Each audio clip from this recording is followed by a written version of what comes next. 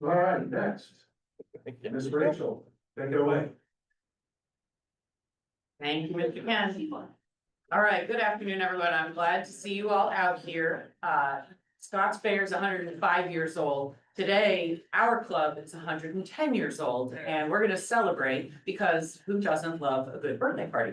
It's our tradition to celebrate each year, and I have tapped a couple of my good friends to help out with a little bit of celebrating today. So I have to say thank you in advance to past President Chris Lambert, who's gonna give us a little bit of history lesson, and to Rob Johnson, who's going to, of course, bring us some levity to the program because Rob. I also want to thank our past presidents for coming out today because they are going to cut the cake and serve you all a lovely piece of birthday cake as we are finishing up our lunches today. I just want you to give a couple of these folks who are helping out today a hearty round of thanks for. Okay, and now to start things off, past President Chris is going to tell us a little bit about what life was like in Knoxville 110 years ago, a trip down memory lane during the year in which our club was founded. Chris. Well, good afternoon, everyone. It's good to see everybody, and I do miss standing up here. Some of it, I'm very grateful for Shannon as our current president, but it is great to stand up here and get to share a little bit about our history. I said it a year ago, and I'm going to say it again. You all look really good now to be 110. 110 years old, looking better every year. We're aging backwards. So one of the things that I wanted to talk about quickly was what it was like in Knoxville in 1915. So if you haven't heard, there was a gentleman who was a Knoxville native, born here named James Agee. I'd be willing to bet most everyone in here has heard of James Agee. He was a poet, a screenwriter, a writer, and someone who loved his hometown of Knoxville. He went on to be Harvard educated, Phillips Exeter, and then Harvard educated, and was world renowned for his talents. He died young though in 1945, but he was born in Knoxville in 1909. So later in his career, prior to his death, obviously, he wrote about what Knoxville was like in 1915. So he talked about it from what he saw as a 6-year-old boy living in Knoxville and what the city turned into. So a few things. He said that when he would sit in Knoxville, many people thought it was a peaceful, quiet city. But in all reality, Knoxville, the year our club was founded, was certainly scruffy, as we've heard about the scruffy city, noisy, and colorful as it gets. There were all sorts of exciting things going on. The grit and growth of the scruffy city was pretty incredible back then. The population was 40,000, but if you read, some people estimated and exaggerated that figure upwards of 100,000 people. Knoxville was inflating population numbers even before they were inflating attendance at Neyland Stadium. Gay Street roared with streetcars, department stores, and theaters. One wag at a time said you could buy anything on Gay Street except for a parking pass, because there actually were a lot of people parked all down Gay Street. The Southern Railways, coster shops, clanged with steel so loud that people were complaining about it back then for miles around the downtown region. The Knoxville skyline began to build. You started seeing buildings like the Holston, the Arnstein. Those were some of the largest buildings in our area, thanks to a name like George Barber, who was one of our original architects. Many of you all may live in a Barber and McMurray home. He designed homes and buildings. There were no big lakes yet. I think that's pretty interesting to think of because they had not been formed by way of TVA commission, but they're, Fort Loudon, Norris, or Cherokee didn't quite exist. For Knoxville, the family swam down the Tennessee River, but when they talked about going to the lake, it actually was Fountain City's duck pond is where they were swimming, according to James Agee in his early accounts of that. Market Square was full of farmers' wagons, jammed the streets. Kern's Bakery was making the sweets and soda. There was a soda fountain with a hidden whiskey bar behind it. And I'm sure some of the early Rotarians knew the password to get a real drink. Knoxville had its own homegrown soda called Tin Cola. Now they took out the word coca, but it also had some special stuff in it back then too. But Tin Cola was advertised as healthy and invigorating. Because what could be healthier back then than carbonated sugar water? And that's, I'm sure, what some of the Rotarians enjoy drinking. Chilhowie Park, it was certainly a well-known, as we hear a lot about the park these days, but it was very well attended. Lots of music and family engagement there. Gay Street, you had Woodruff's department store. Kids lined up to see what they called the famous wax man. Woodruff actually had a wax person where you could pretend like you were shaving his face. Very interesting fact. Baseball was Knoxville's #1 sport. The YMCA team was the pride of the city, and it drew fans all summer long from all over. There were 2 newspapers, the Journal and the Knoxville News Sentinel. And some of the famous names in the community were Peter Kern. He was a German immigrant and baker. He gave Market Street its sweetness, and also reigned during the Prohibition. So I'm sure he's better at mixing drinks than following the banning rules of the Prohibition. Calvin McClung is a name many of you all know. He was helping save Knoxville's history. And of course, the young James Agee, who lived up on Highland Avenue, who would later inspire Samuel Barber's Knoxville, summer of 1915, famous orchestra piece that is certainly well known throughout the music industry. So as we celebrate 110 years of Rotary in Knoxville, a few things to remember. We were a scruffy, noisy city where streetcars streaked down Gay Street. And I know I made a joke about kneeling, but the University of Tennessee was highly regarded, highly respected, and was considered an old university even at that time, as it does predate our state. So very impressive history that Knoxville had with the University of Tennessee. So all respect us. Please. Kids splashed at Chilhowie Park. Families counted the duck pond as a lake. Baseball was king, and I'm sure Rotarians were drinking whiskey as they weren't supposed to. But 110 years later, we're still here. We're still serving and shaping our scruffy city into something better for this next generation. And a few quick little highlights on our actual history. So the Rotary Club of Knoxville, on Thursday, June 3rd, 1915, 10 Knoxvillians got together. They decided that it was time to create a club similar to what they had experienced in Birmingham. The Rotary Club of Birmingham helped found this club. And the history is just very deep. I'm not going to read verbatim because you can certainly purchase one of these books through Merrill, and we'll make a deal. Whatever you want to pay, we'll sell you the book. But the history, the first president was David Chapman. And if you don't know, today actually is the anniversary of the Great Smoky Mountains National Park founding, which was 1940. But David Chapman was instrumental in creating the Great Smoky Mountains National Park. And he was instrumental in establishing the history of our club.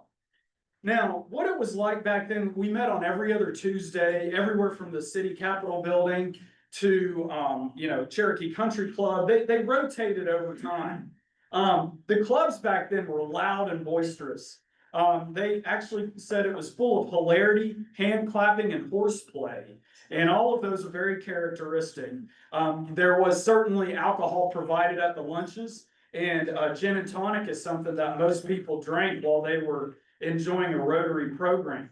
But the last thing I'll say that was interesting is we actually had a representative from the Journal and the News Sentinel attend every meeting. So while we have a fantastic team of scribes, I would say they do an even better job of reporting fair and balanced than even back then when we had 2 newspapers reporting to what we did each week in our club.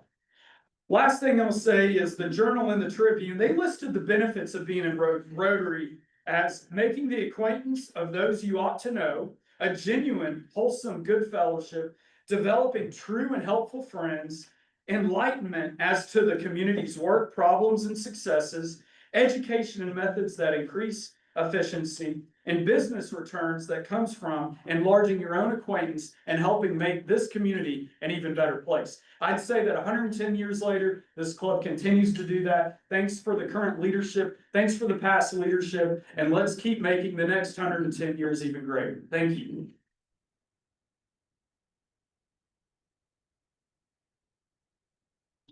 Thank you, Chris.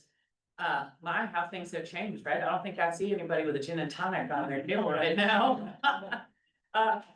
So we are going to play a little Rotary bingo with you today. I think Meryl has passed out a sheet for each of you. And this will just sort of give us an opportunity to kind of get to know some of the people that might be sitting around you at your table or maybe at a table next to you.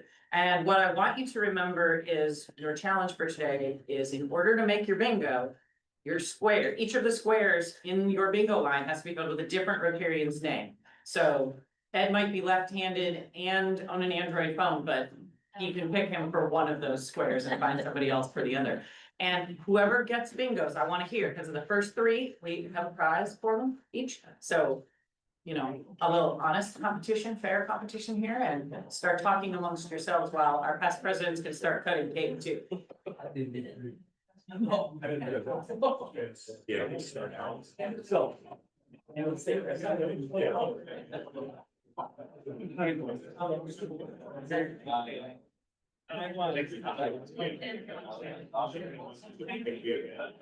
years ago, I've been too. She said.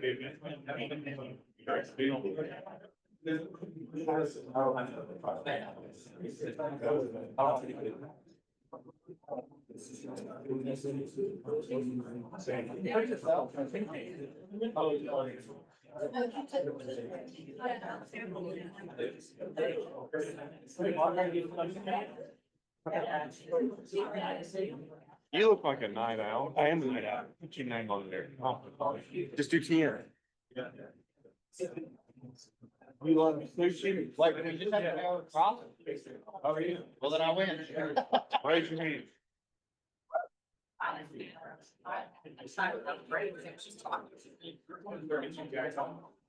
Sorry, that's time. I'd be sit right next to me. I wonder if you guys are even setting the extra pills for petrol or anything.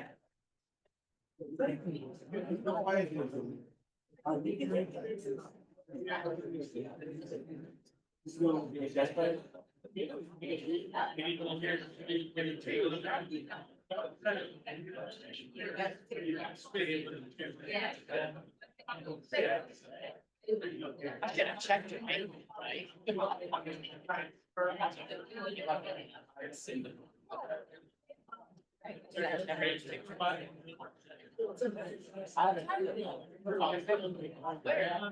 Followers by soccer.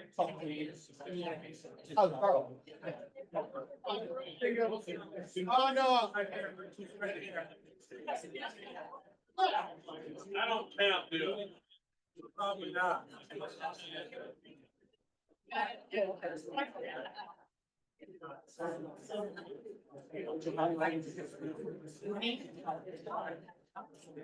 I barely. Yeah, I know.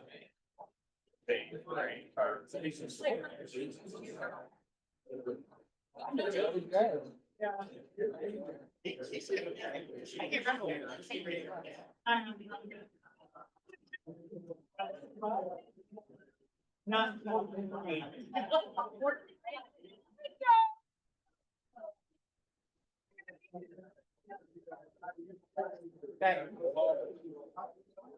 That's not wrong. I did good. Okay.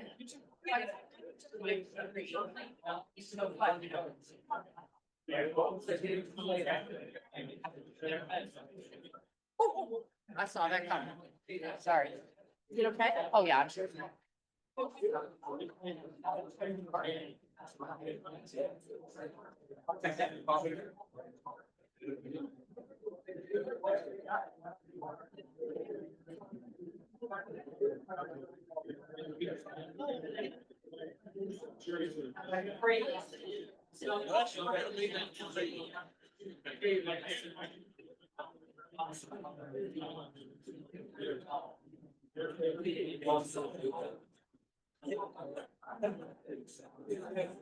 You guys are really good.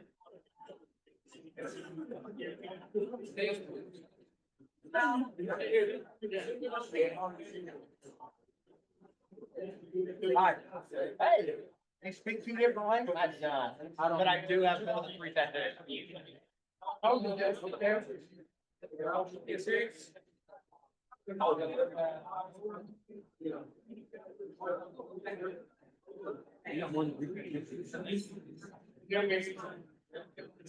Never would guess.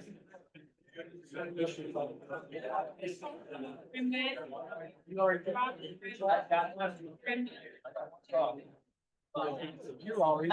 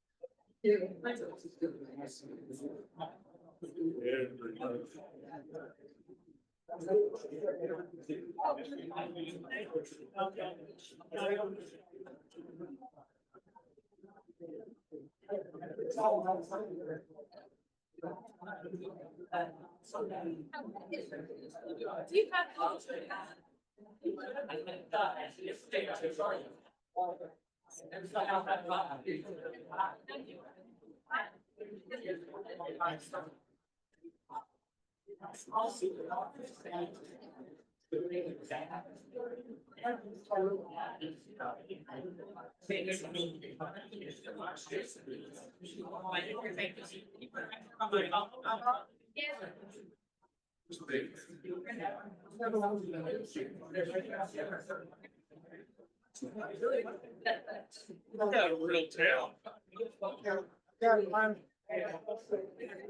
Well, that's great, except you're not on the top. It has already been paid. But you're way ahead of the winner. You're way ahead of us. Hey, Captain. Proud of you. We've got our first three winners. We're proud of you.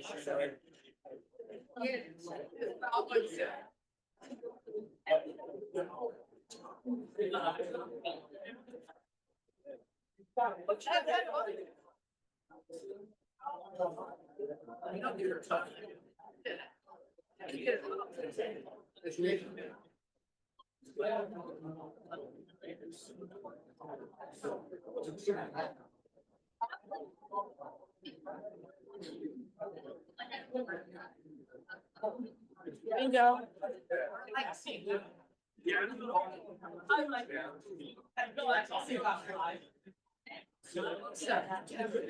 I used to.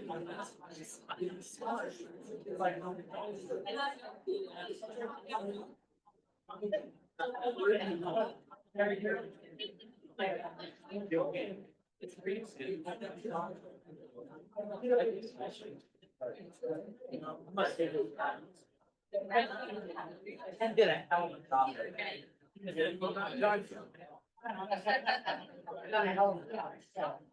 Thank you, Fred.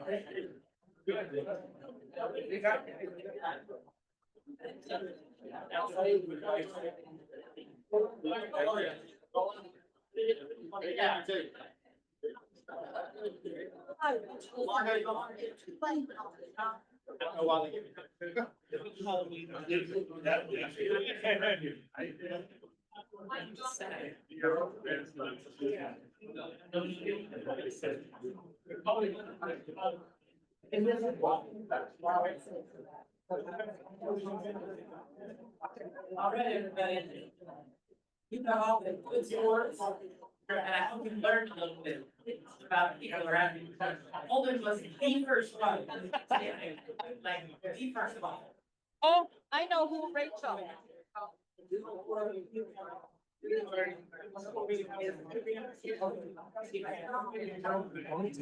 They're the newsletter.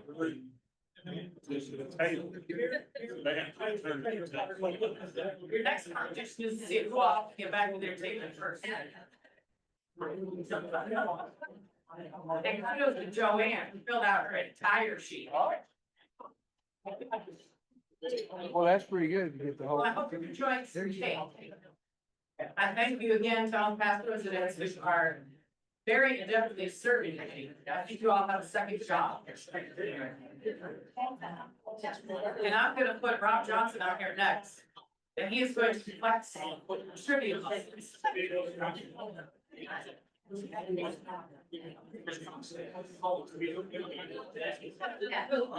Here we go. We have now entered phase 3 of the competition. This is going to be tables versus other tables, so you need to return to your table to help your fellow table members with our next stage of the competition. Here we go.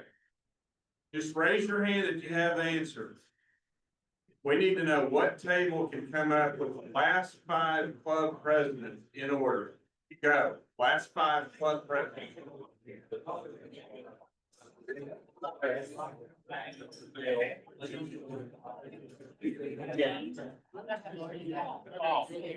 Okay, we have one. Alright, so Shannon, Shannon Holland, Chris Lambert, Bill, well, there's somebody between Bill and Chris. Yeah, I'll give you a hint. no, didn't even. Gotta move on to the next table. You have it? Okay, let's hear from this table back here. Okay, they're gonna tell us the last 5 club presidents. Chris. Yeah, Jimmy. Jim Alexander, Bill. Poor Jimmy's on. No, you got 4 out of 5. It's the person right before Bill McGrath. We know it. Female, Jenny. Jenny Morrow. Okay. Next question. Go back. Nobody got this right. Name 3 people who have been our club treasurer. Okay, Tyler. Shannon, Andrew, and. Oh, Sorry, wrong. Okay, Ed Anderson. Jason Hamilton, Yes, Holden Caperton, yes, Whit Adams. yes. And Jake Brazil and Jennifer Saponiak are a couple of other people that served as our club treasurer. Okay, this is a little bit of a lengthy question, so we need everybody to pay attention. In 2015, our club celebrated our 100-year centennial celebration. There was a grand centennial gala. There was a presentation ceremony and a short speech made at a separate location. And there was a picnic of sorts at a separate location. Who can tell me, name those 3 places where we had our major events at? And I see Sandy Martin. Knoxville Museum of Art, Up the Appalachian Club. East Tennessee Historical Society. Is that what you meant to say?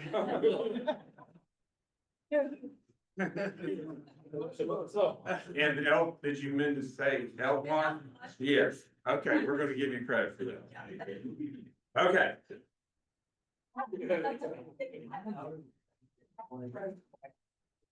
Okay. We have a Rotary banner. It's the banner that we exchange with other clubs when we visit other clubs. This banner has 6 things on it, pictures of different things. Name 4 of them. Okay, Great Smoky Mountains. yes, mountains, Peace Dove, the white peace dove, yes. the founding members, the 10 dots around the outside are the founding club members. I'm not aware of that. I don't think that's on there. So have a seat. Yes, so we got. We have mountains, a white dove. White Dove, the 10 members. There's a river. Chapman, Chapman Highway. I heard lake, a river over here, that's one of them. That's there's sky. There's clouds. And there's trees. Okay, moving on. The mission of Rotary is to connect people that work together to solve community problems, provide humanitarian aid, and promote goodwill and peace. There's 7 areas of focus. Who can name 4 out of those 7 areas of Rotary focus? Okay, Mark. Disease prevention is one of them. Health. And when he says health, that's health specifically of mothers and children. But I'm giving you credit. Peace. And. Water and sanitation. Water and sanitation. Who can name the other three? Environmental, support the environment, education, and economic development. Okay, now we're gonna move into, this is an individual set of questions now, and I love asking these questions. This is a category called I have never. So if you have never been to one of these places, I need you to stand. Who has never been to a Tennessee football game at Neyland Stadium?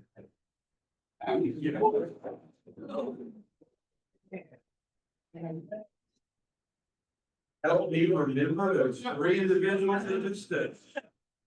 If you raise your hand one more time so that everybody can see it. Next question. Who has never been to Dollywood? Please stand. Never been to Dollywood. Steve, you've just stood up the last two questions. He needs to get out one. Question number 3. I ask this one every time, I want Sandy Martin to be watching this one closely. Who has never been on a hike in the Great Smoky Mountains National Park? You've never been on a hike there.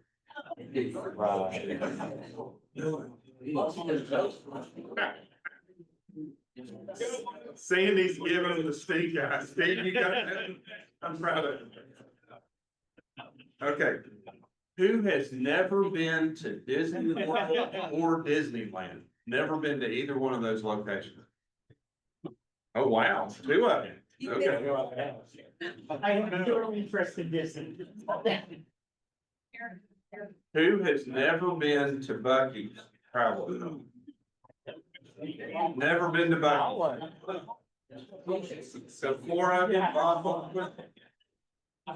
Okay.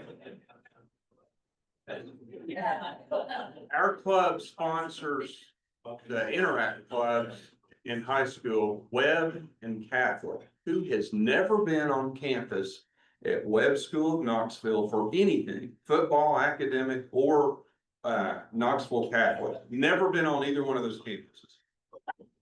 Wow. Okay. Next question. Alabama suffered a horrible loss to Florida State. I found out what their flight pattern was. It's the shape of an L at my Tallahassee. I mean, Tuscaloosa and it went straight across to Tallahassee. It's in the shape of an L for losers. Hey, you went to University of Alabama, please stand. Yes.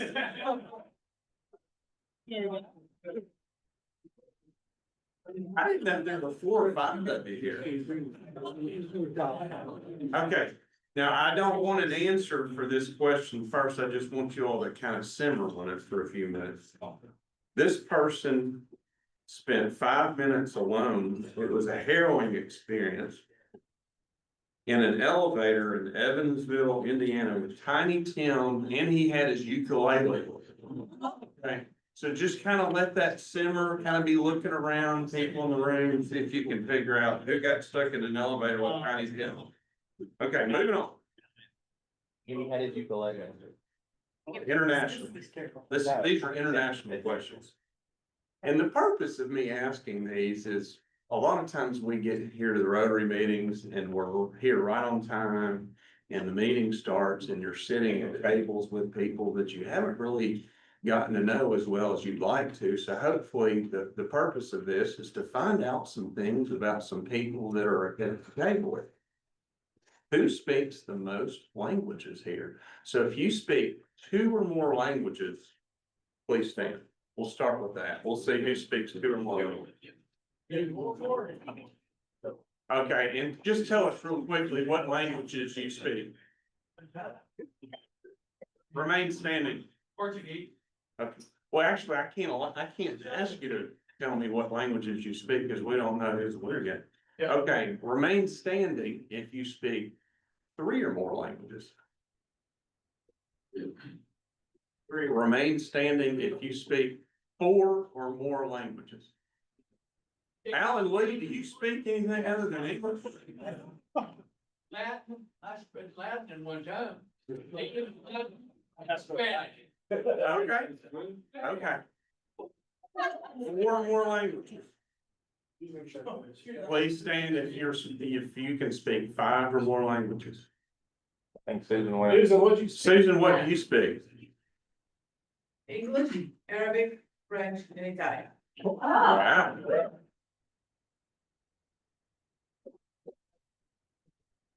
Please stand if you were born outside of the United States. If you were born outside of the United States, let's hear from each individual. Italy, Brazil, Canada. Canada, Iraq. Iraq, Jordan. Jordan, Guatemala. Guatemala.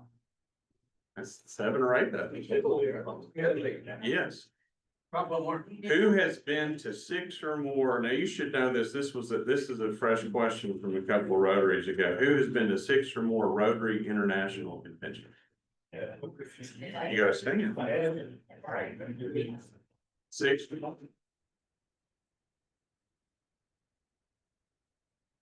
or more. How many, Frank? 17. Count the virtual. 17. Wow. I deserve it. Okay, this next category is family and sports. Who has been married the longest? 30 or more years, stand up. 30 or more years. Okay, let's go. 31. 32. 33. 34. 35. 36. 37. 38. 39. 40. 41. 42. 43. 44. 45 years. 46. 47. 48. Less. 49. 50. That's a big milestone. 50 years. 51. 52. 53. 54. 55 years. 56. 57. 58. Let's see, I'm getting confused. I was married in 66. They're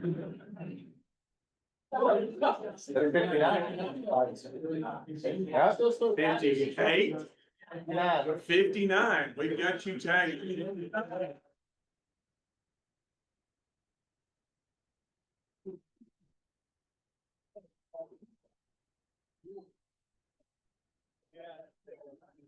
Who has the most pets? And you're only counting dogs and cats. You can't count guinea pigs, you can't count fish, What's the question? can't count gerbils or skunks or. What was the question? What does count? Who has the most pets, dogs and cats only?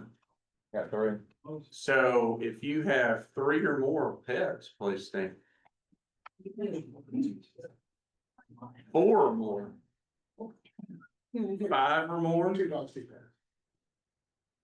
6 or more. 7 or more.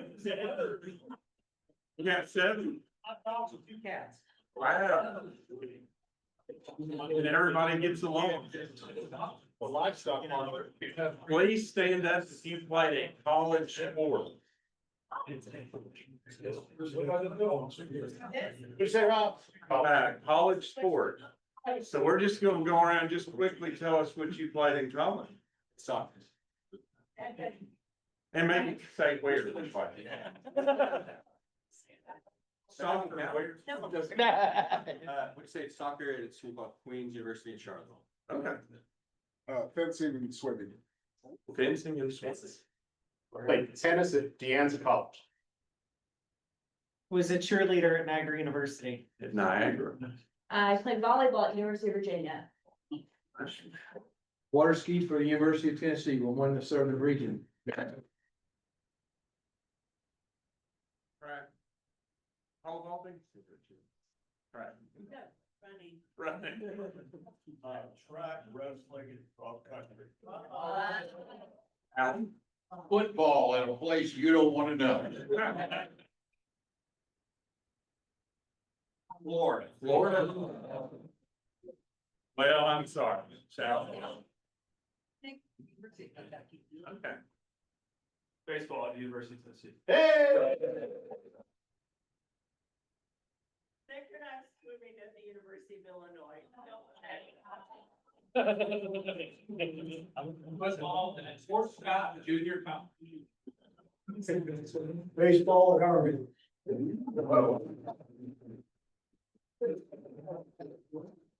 Now, this is a little interesting question. We're not gonna be asking details on this. Who has been engaged the most time? You're not gonna ask questions. We're just wanting to know how many times you've been engaged. So if you have been engaged 3 or more times, please stand. Beautiful.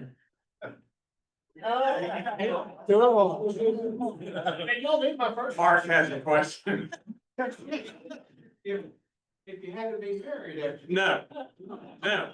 Engagement was broken off, but they count. Okay, but we haven't. Okay, 3 or 4 more questions and I'll finish up. Who has attended a Taylor Swift concert? Please stand. I know there's a couple of you. Nobody here has been to a Taylor Swift concert. I don't believe it. Who has attended an Elvis Presley concert?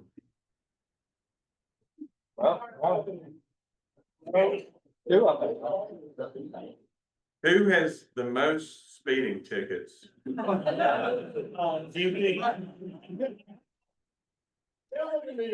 Okay, we're gonna go around the room. I don't think any of you beat me, but we're gonna see.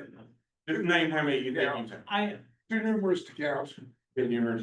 at least more than 50. Oh. In your keys. In my lifetime, it's. Somebody take his keys away.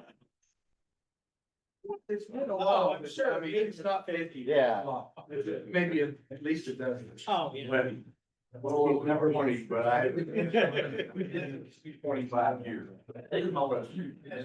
Going. Okay, 2 more questions and we will be, Joe, we need to know how many. I think I've 24. But Joe said he's been called Oh, yeah. 45. Oh, yeah.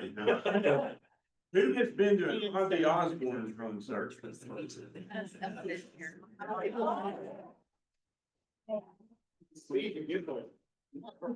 Okay, last question. We're gonna come back to who spent 5 minutes in an elevator with Tiny Tim and the ukulele.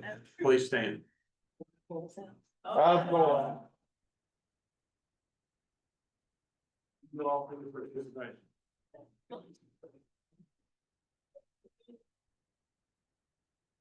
Thank you, Rob, and thank you, Rachel and Chris, for whatever it was we just did. Great. Well, as everyone here knows, we always dedicate a book to our speaker, so this week it's Rachel, and the book is Pizza and Taco, super awesome comic.